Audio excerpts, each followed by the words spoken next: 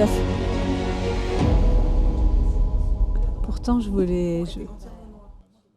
Bonjour Julia Maris, bonjour Jean-Sébastien Blanc, merci d'être là avec nous. Merci de venir parler de votre entreprise Engie. Je vais vous poser la question un peu à tous les deux, et puis qui veut commence de manière tout à fait naturelle. Évidemment, quand on est Engie, la transition énergétique, elle est au cœur à la fois de vos enjeux, de votre métier, probablement aussi de vos compétences et de ce qui est attendu de vous par vos clients, vos usagers et sans doute vos collaborateurs. Est-ce que vous pouvez nous rappeler quelle est votre stratégie sur ce sujet-là ? Alors, Julia et moi, on est les Ginger et Fred de la transition énergétique chez Engie. Donc, vous allez vite voir qu'en règle générale, on arrive à bien communiquer et bien se compléter. En quelques mots, Engie, c'est un des leaders mondiaux dans le domaine de la production, de la distribution énergétique et des services liés à l'énergie. Notre challenge, il est relativement simple, c'est de devenir les champions de l'énergie zéro carbone. Une bonne partie de l'énergie que vous consommez tous les jours, elle est carbonée. Elle est faite à partir d'électricité produite au gaz, produite parfois au charbon, produite avec des substituts du pétrole. Et donc, partout dans le monde, c'est un vrai sujet parce que le secteur de production de l'énergie est un secteur qui émet énormément de CO2. Notre challenge à nous, c'est d'arriver dans les années à venir, d'ici 2045, mais avec une feuille de route très précise, d'être à zéro émission de CO2 dans la production d'énergie, d'où une ambition extrêmement forte de transition énergétique et de passage à l'énergie renouvelable, ayant en tête qu'on va passer de l'équivalent de 30 gigawatts de capacité d'énergie renouvelable cette année à l'équivalent de 80 d'ici 2030. 1 gigawatt égale une centrale nucléaire. Donc vous voyez que dans le monde entier, le niveau d'investissement et le niveau de transition énergétique que nous allons faire est massif dans un contexte où nous n'oublions pas non plus le gaz, nous sommes gaziers première langue, et la transition énergétique dans le gaz va être via le biogaz et l'hydrogène vert. Oui, tout à fait. Enfin, c'est vraiment dans le cœur stratégique et presque dans l'ADN du groupe que d'avoir inscrit cette stratégie de décarbonation. C'est aussi un levier très très fort, je pense, d'attachement de nos salariés au groupe. Pour eux, on le voit lors des recrutements. On est presque à contre-emploi avec Jean-Sébastien sur cette question. On le voit dans la manière dont les gens se positionnent dans leur vie, dans le groupe. C'est notamment dans notre raison d'être. Ça a été l'objet d'une résolution sur le climat qu'on a présentée en Assemblée générale du groupe, ce qui est quand même une décision très importante, avec un vote favorable à 97%. Donc, le groupe a vraiment fait ce virage, qui est un virage très ambitieux. Comme on le disait, notre ADN historique, il est gazier. Et le gaz est émissif en CO2. Donc la question, c'est comment, entre maintenant et 2045, on arrive au net zéro avec les leviers des renouvelables et des biogaz, les gaz verts évoqués par Jean-Sébastien, et aussi la sortie du charbon, qui est une décision stratégique très forte que le groupe a prise. Plus de charbon chez Engie en Europe continentale d'ici 2025 et plus du tout dans le monde d'ici 2027, donc c'est demain. Et puis également des solutions pour accompagner nos clients, pour décarboner leurs propres usages, et puis aussi des exigences vis-à-vis de nos fournisseurs. Donc c'est à la fois nos activités qu'on veut décarboner, mais également toute la chaîne de valeur. Alors on peut peut-être rebondir sur ce point, parce qu'on est très impressionné par les objectifs. C'est-à-dire 5 ans avant la date de 2050 pour les accords de Paris, on sera neutre en carbone. Je crois qu'il y a beaucoup de gains à gagner d'ici 2045, parce que le diable étant dans les détails, ici c'est un gros détail qui s'appelle le scope 3. Puisque pour les néophytes, l'empreinte carbone d'une entreprise, ce n'est pas seulement les gaz à émission de serre que l'entreprise émet pour sa production ou pour son achat d'énergie, mais c'est aussi l'empreinte carbone de tous ses achats et l'empreinte carbone liée à l'usage de ces produits.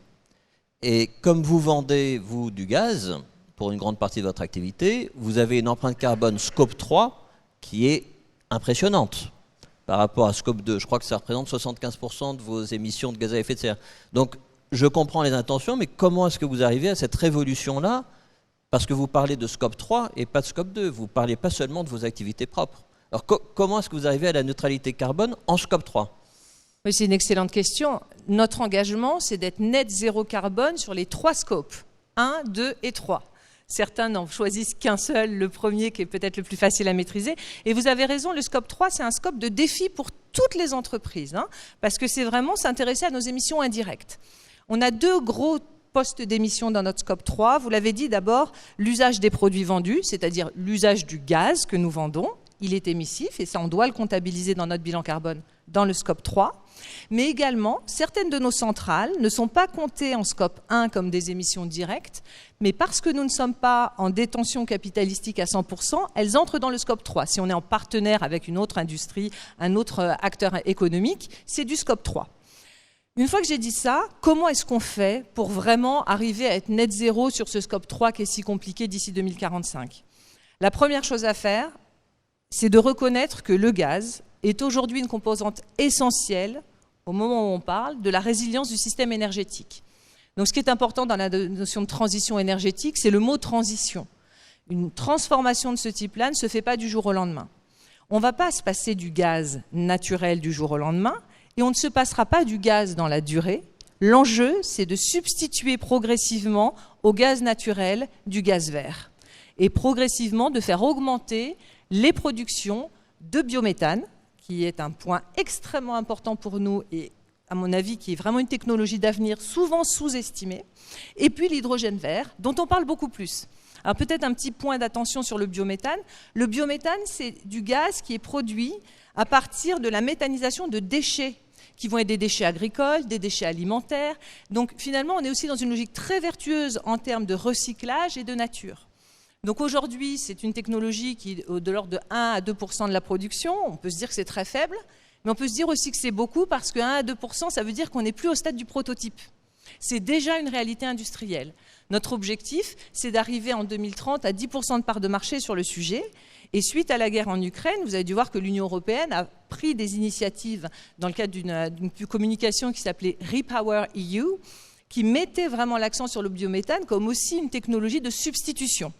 Et pour finir sur le biométhane, ce qui est vraiment utile avec cette technologie-là, c'est que toutes les infrastructures qu'on a sous nos pieds qui permettent de transporter le gaz aujourd'hui, de le distribuer au plus près du consommateur, il n'y a pas besoin de les adapter pour le biométhane. Il n'y a aucun travail d'infrastructure à faire. Donc la substitution progressive du gaz naturel par le biométhane et demain par de l'hydrogène vert est quelque chose qui est finalement ancré dans notre ADN et notre infrastructure est déjà là pour ça. Et quand on parle d'objectifs de développement durable, alors on parle évidemment de l'énergie, on parle des émissions de carbone. Vous avez commencé à citer des questions autour de la biodiversité aussi, de l'épuisement des ressources et donc de trouver des alternatives à ces ressources finies pour plutôt se reporter sur des ressources renouvelables. Et puis évidemment, dans les objectifs de sustainability, il y a le volet people, il y a le volet social. Je pense que ça fait aussi partie de votre feuille de route et c'est aussi au cœur de votre stratégie. Comment est-ce que vous prenez à bras-le-corps le sujet social de la sustainability et puis comment vous conciliez les deux ? Est-ce que ce sont des feuilles de route parallèles ? Est-ce qu'elles convergent ? Est-ce qu'elles ont des agendas différents ? Je voudrais partager avec vous une conviction qui est très forte chez Engie, c'est que la transition énergétique, elle va de pair avec une forme de transition juste. Et c'est extrêmement important parce que nous cherchons non seulement à engager avec la tête l'ensemble de nos collaboratrices et nos collaborateurs, 100 000 dans le monde, mais aussi avec le cœur et avec les bras. Et effectivement, nos collaboratrices et nos collaborateurs sont interpellés par cette transition énergétique. Est-ce qu'on va arriver à verdir le gaz assez rapidement ? Que va devenir mon emploi le jour où la centrale à charbon se ferme ? Comment est-ce qu'on va arriver à développer des activités et de la croissance pour générer des revenus et un futur et un emploi pour chacune et chacun ? Donc c'est quelque chose qu'on aborde de façon assez transparente dans l'entreprise. D'abord parce qu'on a une culture du dialogue social qui est très forte. Et le dialogue social, pour reprendre les mots de Catherine McGregor, notre directrice générale, est réellement un avantage compétitif. Donc on parle très en amont de ces sujets-là. nous avons un comité d'entreprise européen qui est extrêmement structuré, que nous avons complété par un forum mondial. Et l'ensemble de ces mesures nous permet régulièrement d'aborder la façon dont on se projette dans le futur et les conséquences de ces enjeux de transition énergétique. Et on complète ça par des marqueurs extrêmement forts pour montrer à quel point la transition juste est importante pour nous. Nous avons, dans notre accord mondial, mis en place un programme qui s'appelle ENGIE Care, qui donne un socle minimum de droits fondamentaux partout dans le monde. Ça n'a pas un gros enjeu ou un gros intérêt pour les Français, les Belges et les Allemands, mais quand vous allez dire au Middle East ou allez dire en certains pays d'Europe centrale qu'on donne des garanties pour les congés parentaux, les congés maternité ou en cas d'invalidité, ça fait vraiment du sens de faire partie d'ENGIE. Donc c'est un marqueur qui est important pour nous. Et nous complétons ça par des ambitions très fortes en termes de formation, en termes de développement. Mais ça fait partie d'une approche globale qui est très forte chez ENGIE, qui est la façon qu'on a de gérer nos parties prenantes. Et là-dessus, je pense qu'on a un savoir-faire au niveau local et au niveau global qui est vraiment particulier. Oui, on a créé un comité des parties prenantes qui nous permet d'interagir avec des gens qui n'ont pas du tout le même parcours, la même culture, les mêmes origines et les mêmes manières de penser que nous. Alors c'est parfois un peu contre-intuitif, mais ça apporte énormément de choses parce que on a un bagage assez bon techniquement, d'ingénieurs très spécialisés, on connaît la puissance technologique de nos solutions. Et quand tout d'un coup, on est confronté à des gens qui vont vous parler de leur attachement viscéral et presque affectif au territoire, de leur crainte de l'esthétique, de leur crainte de dépossession, d'un enjeu d'acceptabilité et d'accessibilité financière de l'énergie, avec les prix de l'énergie qui montent, on se rend compte que notre transition énergétique, c'est pas qu'une transition d'énergétique, mais c'est une transition de société. C'est un modèle qu'on va devoir repenser. Donc ce comité des parties prenantes, qu'on a beaucoup souhaité impulser avec une vision très large, on se rend compte que c'est vraiment en train de nous nourrir en termes aussi de culture, de dialogue, d'ouverture et d'aptitude à être un petit peu secoué dans certaines de nos certitudes. Et je pense que c'est très très puissant. De s'obliger au début, parce que c'est pas forcément quelque chose de naturel, à ouvrir cette discussion, puis après finalement on en devient très friand et il y a une vraie appétence à aller plus loin, aussi bien à l'échelle de l'entreprise que localement sur les territoires. Et vous voyez, c'est quelque chose sur lequel on a très peu communiqué à l'extérieur, parce que on le fait pour se faire secouer. C'est pas du greenwashing, c'est pas du marketing. On le fait parce qu'on a vraiment cette conviction que cette transition, si on l'a fait sans penser aux consommateurs avec le prix de l'énergie, sans penser aux citoyens qui est à côté de nos centrales thermiques ou de nos éoliennes, sans penser aux salariés, sans penser à nos investisseurs, eh bien, on va passer à côté de quelque chose, de cette transition de société. Je suis intrigué. Quelle forme ça peut prendre concrètement, ce type d'initiative, de lier les parties prenantes à vos projets ? Mais globalement, on a choisi pour la réunion de cette année la transition juste. Le thème est abordé par Jean-Sébastien et on s'est dit quels sont les grands thèmes fondamentaux qu'on doit résoudre pour que la transition énergétique soit juste pour tout le monde. Et on a retenu 3 thèmes parce que le temps était compté. Donc on a fait venir les gens dans nos locaux. Et les participants nous ont demandé, je vous livre l'envers du décor, mais nous ont demandé en début de réunion, la parole est vraiment ouverte ou il faut... Et on a dit non, on est là pour vraiment entendre des choses. Et alors il y a une dame de manière amusante qui a dit j'avais préparé 2 jeux de fiches, je sais laquelle prendre. et on a vraiment une discussion de fond. Donc on a parlé de quoi ? On a parlé territoire.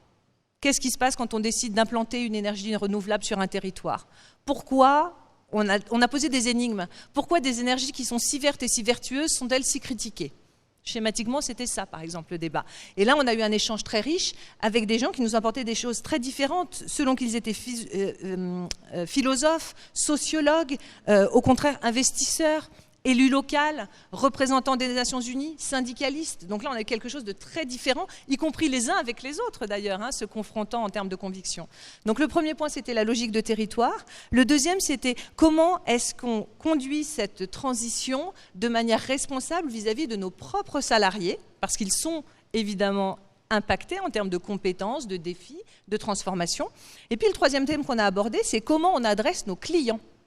avec les enjeux évidemment du moment que sont les enjeux d'affordability, pour prendre l'anglicisme qui est très présent. Et sur ces sujets-là, on a livré des témoignages et on a surtout livré des questions qu'on se pose à ces participants. Et on est reparti avec beaucoup d'idées et on échange depuis beaucoup avec les uns et les autres et ça irrigue aussi nos opérationnels sur le terrain.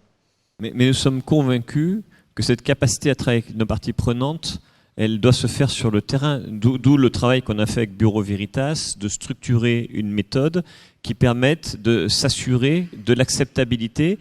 Et entre notre méthode, nos certifications, mais aussi notre approche des choses, par exemple en développant les financements participatifs, en développant l'impact sur l'emploi local de nos projets, eh bien, on vise à rendre concrète et positive l'impact de nos projets de transition énergétique pour les populations, pour les territoires, pour les personnes qui sont concernées.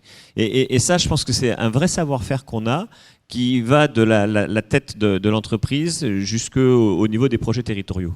Je crois que c'est vraiment un des traits du développement durable, c'est-à-dire que la conception d'une entreprise dans un écosystème.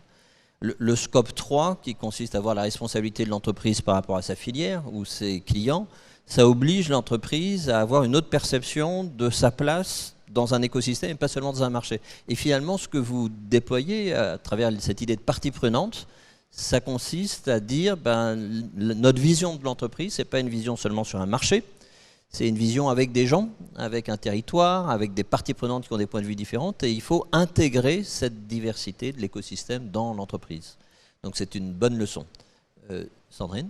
Oui, c'était passionnant. Moi, je trouve que voilà, la tactique du développement durable, c'est vraiment de s'intéresser au local et puis après, éventuellement, de déployer sa stratégie de manière multilocale, mais toujours en ayant un intérêt particulier au territoire sur lequel on se trouve, où il peut y avoir des cultures, des agendas, des freins ou des motivations complètement différents. Et c'est effectivement, je pense, une des clés du succès.